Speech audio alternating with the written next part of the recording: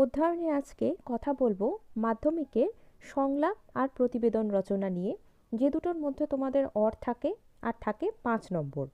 দুটোর মধ্যে যে কোনো একটা অ্যাটেন্ড করতে পারো। প্রথমে আসছি সংলাপ রচনা নিয়ে।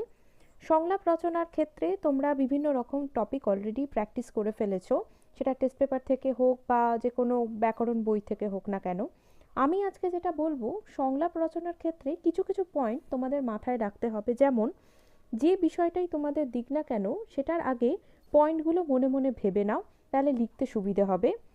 ধরো দুই বন্ধুর মধ্যে কথা হচ্ছে বা যে দুজন ব্যক্তির মধ্যেই কথা হচ্ছে, সেখানে শুরুর কুশল সংবাদে কিন্তু একদম বেশি সময় নষ্ট করবে না, সোজা যে বিষয় আছে তাতে আমরা তাড়াতাড়ি চলে আসব। সংলাপ রচনা কিন্তু খুব বড়ও হবে না, আবার খুব ছোটও হবে না। 5 নম্বরের জন্য 1 পাতা মতো লিখলেই যথেষ্ট।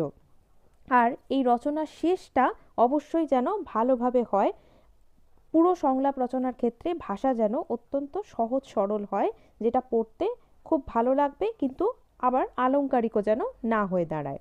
এবার আসছি প্রতিবেদনের ক্ষেত্রে, যেটাতে সবথেকে প্রথমেই মাথায় রাখতে হবে প্রতিবেদনের ফরমেশনের ব্যাপার। ফরমেশন ঠিক থাকলে কিন্তু সেখানে নাম্বার পাওয়া যায়, আর ভুল হয়ে গেলে কিন্তু প্রতিবেদনে নাম্বার কাটা যাবে। তারপর রাখতে হবে মাথায় আমাদের শিরোনামের কথা। একটা খুব ভালো শিরোনাম ভেবে চিনতে কিন্তু বিষয়ের ওপর বেস করে তোমাদের দিতে হবে।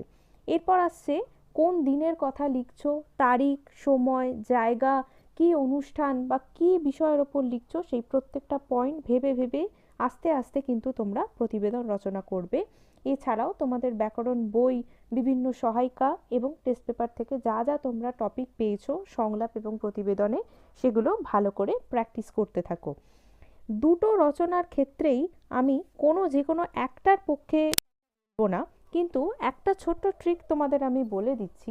এমন কিছু টপিক আমি তোমাদের এই ভিডিওতে আজকে দেব, যেটা তোমরা প্র্যাকটিস করে গেলে সংলাপ বা প্রতিবেদন দুরকমই রচনা কিন্তু অ্যাটেন্ড করে আসতে পারো, যাতে তোমাদের নাম্বারটাও ভালো হবে।